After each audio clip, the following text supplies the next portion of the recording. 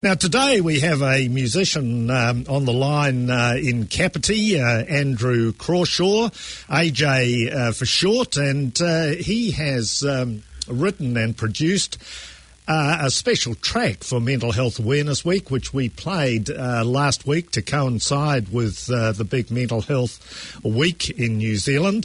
And that song, as I understand it, says something about being at the edge of an emotional abyss. So I guess there's been, because I've suffered for a long time from quite bad depression, there's been a variety of songs that have expressed it in a variety of different ways. And I guess this will probably be the first song where I felt I've kind of come to grips with it and have managed to make some decent progress in my own life on it. And then having written the song at the end of that process, I would say it's kind of the more useful things that I've found have helped. I tried to tag into the chorus and make available for other people to know. So it's a real fight, man, trying to deal with depression and trying to deal with mental health. And, when you're in the throes of it, it can be a really dark space. So Can I ask you, though, about that whole business of fighting depression rather than experiencing it? Well, I think if we fight our depression, then we're having to put a huge amount of energy into the battle, and maybe we just don't have that energy. But is that something you've thought about? Yeah, look, it's I certainly got to a space where I felt that nothing would improve and I couldn't fight any longer, and then it actually just needed some mental health professionals to take it from there. But I guess as things slowly improved, once I got on some medication, then I got some fight back in me. But it certainly it's not an even thing. It's not like you're constantly battling and you're constantly making progress. It's much more like you go for a run for a bit, then trip over and injure yourself badly, and then are bleeding, and then you have to somehow recover and then get back up and keep going again. And so I don't think it's easy. It was the hardest. It's been one of the hardest fights of my life, to be honest. I'd rather be physically ill than mentally ill. What triggered this depression, do you think? So I've had it since I was a teenager. So it's a long running thing, and it would come in bouts and different levels of severity. So I would say for me there's definitely a genetic component to it, and I've certainly got mental health issues in my family and all of that kind of stuff. So I think there's definitely that genetic part, and then circumstances building on top of that, and then just a general feeling of being trapped by it, which creates a bit of a cycle. Yeah. So how long have those sort of symptoms and experiences gone on? Over a decade. Yeah, long time. So it hit you when what you said as a teenager. Were you at school? Yep. So I was at school, and being a creative type, I also coming with that territory is a sense of being outcast often. So if you're reasonably intelligent and you're reasonably creative and you're a little bit different, then you can tend to get ostracised, and that definitely was my experience of school. So that kind of fed into it as well, So already having that propensity for it, and then feeling a lot of rejection during my teenage years and feeling a lot of being left out, So you were left out because you were seen to be creative and maybe a little bit different? Yeah, a little bit different, yeah. Right. That's just kids, isn't it? It's just... It doesn't seem to improve generation to generation, that kind of thing. Well, I guess we call it discrimination in mental health, don't we? Did you feel discriminated against? Yep, for sure. Right. Yeah. And definitely the schooling system wasn't a good fit for me, right. which I think a lot of people would be able to identify with. In some ways it was. I was apt at it. I was good at school, but I just... the whole structure of it and the whole nature of it was really not helpful. Yeah. So you reckon you would have been better if you'd been in the first 15 and doing all those things that are whatever you call it, normal or something. Yeah, that's right. And I mean, I was really artistic. So I was painting and I was writing songs and playing piano during my lunch hours and doing a variety. That was really where my passions lay, and also even my approach to schoolwork. Like I would always take a sideways route. Yeah. And so at that point in the education system, that was heavily discouraged. Yeah. So all the way through primary school. In listening to your track, Life's for Living, I think I heard that you'd been on the precipice. That sort of suggests that things were getting pretty serious.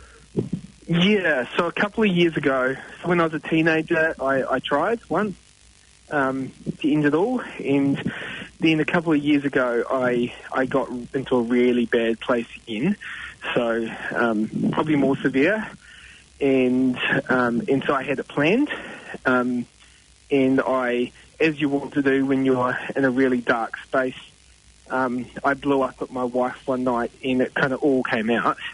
Which is actually for the best, because she got my dad on the phone and he got me booked into a mental health professional straight away, and so that was actually how, I guess, the start of the recovery came about. So I've been to see... Yes, what's that, sorry? Well, I was just going to ask, was that the first time that you had been to see a mental health professional 2 years ago? Well, I guess this might be something that people can learn from. I knew I was depressed, I knew it was bad, and so I went along to a GP to try and get the free counselling sessions, which I did, but I didn't want to, I downplayed it. So I when they did the test, I was like, no, I'm not that bad, I'm not as bad as other people, so I kind of half-fudged the answers and didn't really confess to the full extent of how suicidal I was, and it meant that I didn't actually receive good treatment, so... the counselling wasn't helpful, it wasn't useful, I was too far gone. In fact, when I got to see a psychologist the second time round that my dad paid for, the psychologist was like, there's nothing I can do for you. You need to be on drugs and then we'll talk. So they actually, they were like, you're too far gone, sorry, I can't help. And so they sent me to a psychiatrist who got me on meds. And then once the meds had kicked into a certain point, then they were able to actually start doing some decent therapy. But how did you feel when the psychologist said to you, look, there's nothing I can do for you, you're too far gone? I mean, that's hardly very supportive, is it? Well, it was almost validating. Really? In a weird kind of way. It was almost like, okay, I've got to take this way more seriously than I have been now. And I've got to just fess up to the point I'm in. So... I mean, the psychologist did it in the nicest of ways. So just basically saying, I don't think talk therapy is going to help until you get medication sorted. Yeah, and so in a weird way it was validating, but in another way it was a bit of a shock. Yeah. Well, it sounds as though you were in a bit of a state of denial that you were as bad as you were, and you didn't really want to let on to professionals. Totally, yeah. And what if you had the time around again, how would you play it? I would be way more honest. Yeah. Right. And I would be more honest with myself, I think. I've always just tried to tough it out in that typical Kiwi bloke kind of way. And it really didn't work for me, eh? Yeah. So I really just needed to be open and honest. Yeah. You ended up on this precipice. Yeah. You were contemplating jumping off the precipice? Yeah. And what? Yeah, totally. And so was that discussion with your wife that prevented you from, encouraged you not to do that? It stopped me in the interim. She persuaded me that it might be a good idea to just at least try one more thing. Yeah? So and that one more thing... Yeah, was go and see a psychiatrist, go and talk to somebody who knows more, go talk to a psychologist first. She was like, the counselling didn't work, that's fine, I get it, but let's try something a bit deeper. Let's try something a bit heavier. We'll throw whatever money we need to at it, that kind of thing. So that was, right. So, yeah. So it sounds as though medication may have helped turn the corner. But were there other strategies that were suggested for you? Well, see, I think what helped was that the medication basically kept me alive, right? Like it lifted me up enough that I was numb, so that, you know, it got me to a point where I was able to actually start dealing with stuff. So that was really good. And then the other stuff that helped in the corner, I mean, they did this really cool thing with me called EMDR, and that was amazing, just unlocking stuff and, you know, repressed stuff or things I hadn't been able to deal with emotionally, I'd been unable to, and that was really super useful once I was able to get into the therapy. Talk therapy helped a bit, lifestyle changes helped a bit, learning how to take care of myself a bit better and acknowledge, instead of just keep on pushing and fighting, acknowledge when I was weak and acknowledge when I needed to take time out and actually give myself a break. Yeah. I think Declan, the technician here, wanted to come in with a question.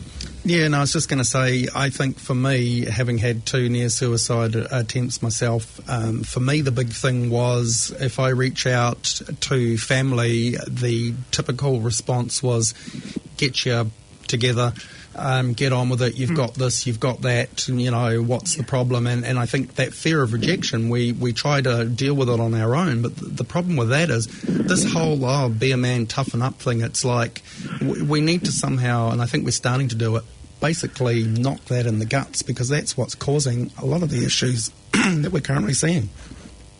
Yeah, I'd agree with you, I actually think there's, there's a toxic way that we can bottle stuff up by, you know, thinking we should be the strong one all the time, right? Mm-hmm. And and that being encouraged by basically everything around us, you know, like, you know, harden up, you need to toughen up, you need to stand strong, all that kind of stuff. And then you know, we're not strong all the time, eh? I think. Yeah. I was just going to say, when you realise your family are on side and you get that treatment, I think that makes a big difference, doesn't it? It's like a big breakthrough. Yeah, and it really was, and it was really encouraging to see from my family's perspective that they were willing to, you know, like come to the party with me. Yeah. I think you're right. That really did help. Yeah, for sure. Yeah. Was bullying a factor at school, or since you've left school? Yeah, totally. I got bullied throughout my primary school years and my teenage years. Yeah, I can relate to that. And and the only thing that brought me respite, funnily enough, was when I got big and strong and good at rugby. Ah, really? And then I just turned out I was naturally gifted at rugby. I didn't enjoy it, but it meant that the bullying ceased for a couple of years, which is just ridiculous, isn't it? Nothing had changed about me fundamentally. Yeah. So, except that you gained a bit of status, I suppose, by being good at rugby and part of a team. Yeah, and then and then when I quit rugby, it all kind of went back to normal, you know. So it's just, yeah. Did you find that sort of bullying? For me, I found the 3rd and the 4th form years were the toughest for me, and my little Bambi refuge island was the library. Having enjoyed books and that, and it was like you can see me through the glass, but you can't get me, sort of, you know. I found that when I got into the 6th form, that I think they'd started to mature a bit more and get their act together and focus more on their studies. Is that what you experienced as well? So for me, it's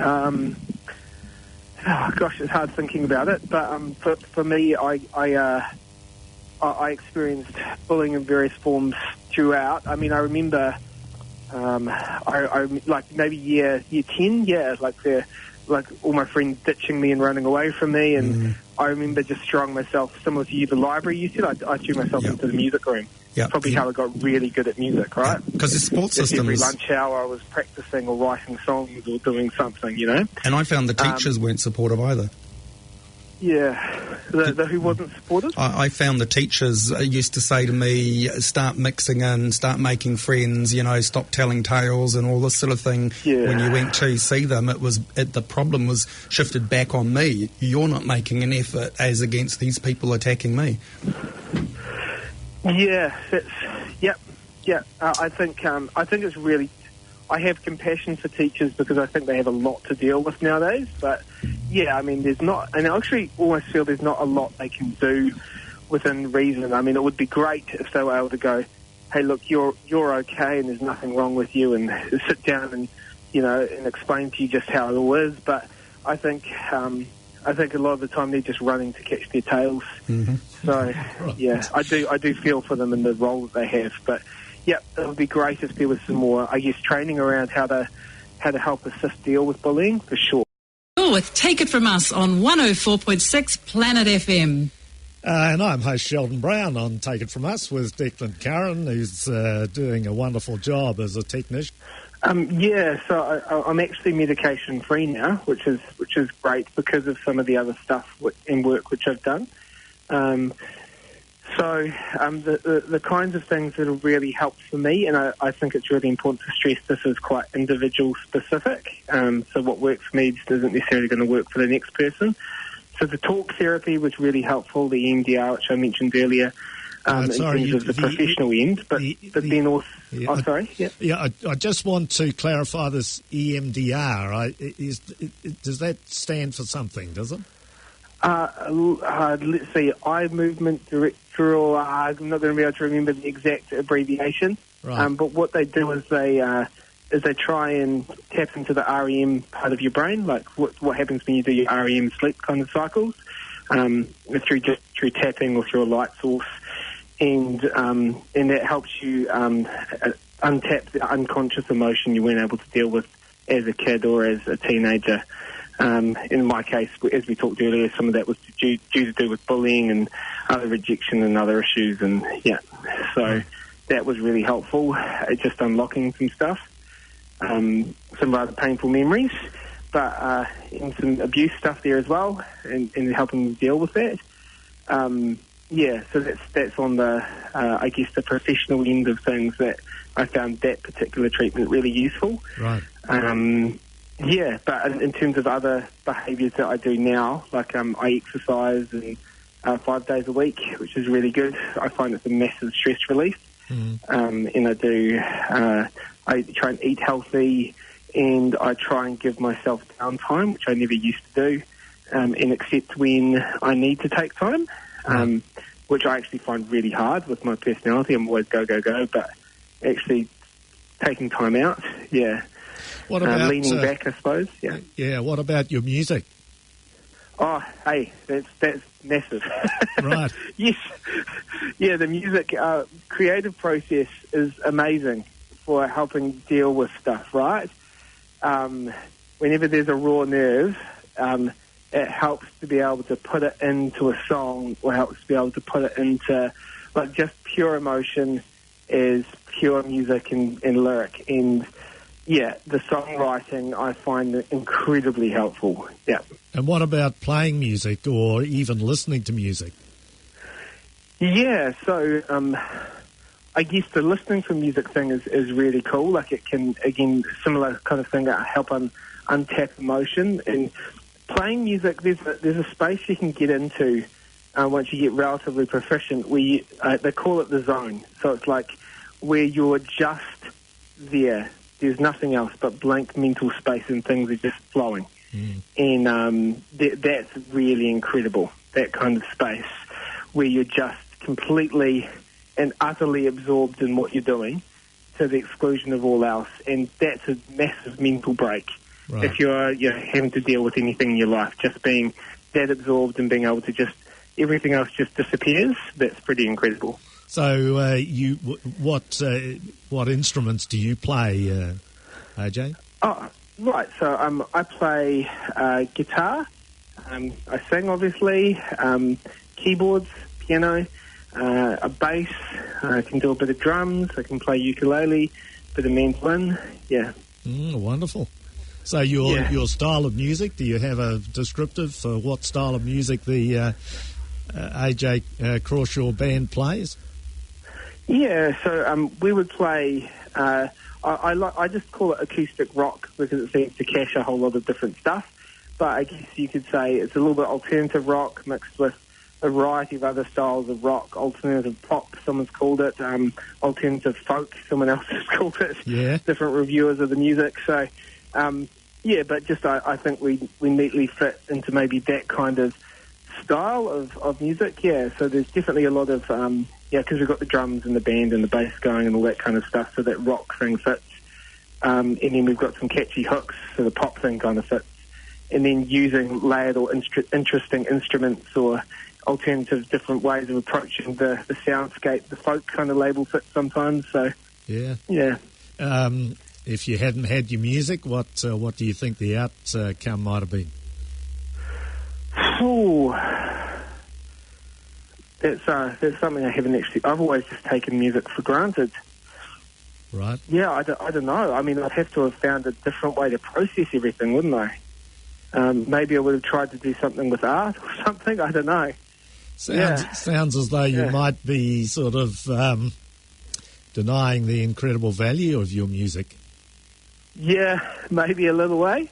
Yeah, I mean, it's a really good thought. I think, you're right. I think maybe the value of having it there has always been something I can lean into, right? Yeah.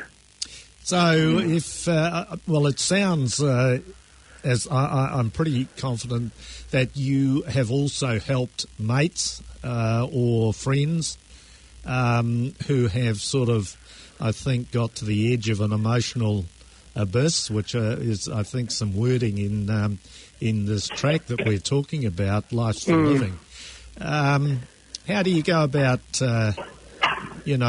extending your empathy to friends? Yeah, so I mean, the song itself that we've been listening to, that Life's for the Living, that actually came about because a friend of mine, one of my best friends actually, he decided he would end it, and I got that phone call I think it was like a cry for help. And when you get that call, drop everything, which is what I did. I just stopped whatever I was doing and bowled round. And because it's that you have this narrow moment, I think, where people drop that, where you have a chance to intervene. And so I was able to get round to his house and talk him down and help him see some things and encourage him that, look, he does have value. He was feeling like he had no value in his life at that point, and it wouldn't matter if he ended it or not, And so that was helpful. I told his wife. I mean, one of the big things I think that aids in this disease worsening in people's lives is secrecy. And so telling the family, telling other people, I think actually can really help because then they can hear the honest perspectives of their family and friends and find out, that actually they do matter and that there are people who love them and do want to support them to get better. So I told on him, which he didn't appreciate at the moment. Okay, can I just ask there though? Yeah. Did you ask him whether it was okay to tell on him? Yes, I told him that I was going to, and he was okay. Yeah, he agreed to that reluctantly, but yeah. I mean, it's good to have some permission there, but I did youth work for a while, and one of the things and I had some teenagers who got suicidal on me, and one of the things I used to do was just call the CAT team, and I think there's some real value in having some of that professional intervention because at that point maybe they haven't had anything and then all of a sudden there's a big resource available to them to get them some help. And often, and I think this can be a tragedy, is that there's a lot of medical help available at the bottom of the cliff. Right. And not a lot at the top. And so seizing that moment I think is quite helpful.